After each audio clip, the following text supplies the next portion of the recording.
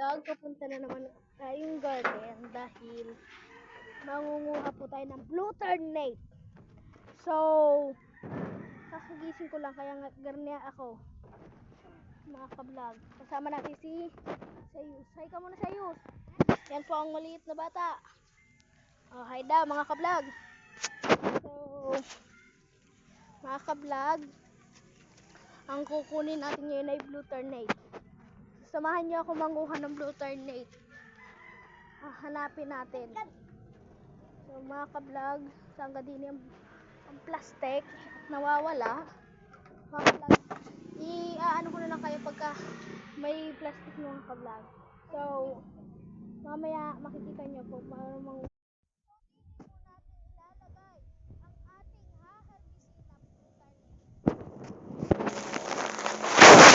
So mga ka-vlog, ang puno ng blue ternate din ay yan.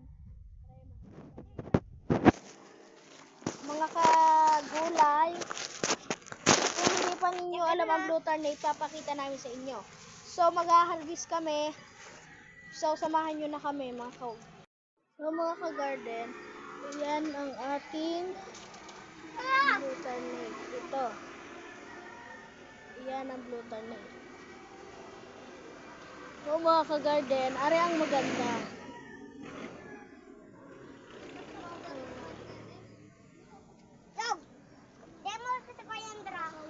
Serious?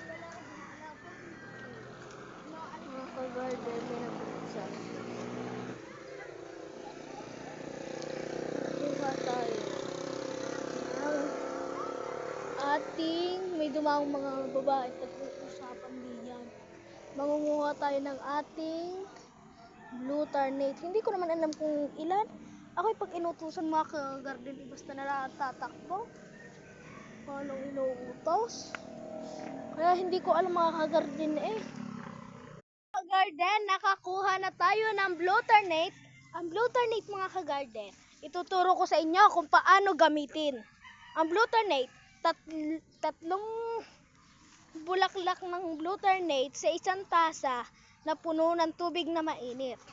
Pag ito'y blue na ang tubig, mga blue na ang tubig, iinumin na ninyo para, kaya kayo iinom ng ganun paalala pag kayo hindi mapadumi. So are, dadalhin pa ang silyo ng mami. So pag-garden, pauwi na tayo. Bye-bye na sa Yus. Bye-bye! Bye-bye mga ka-garden. See you to next vlog sa Sabado, di kaya sa Linggo, mag-harvest tayo ng talong. Bye-bye!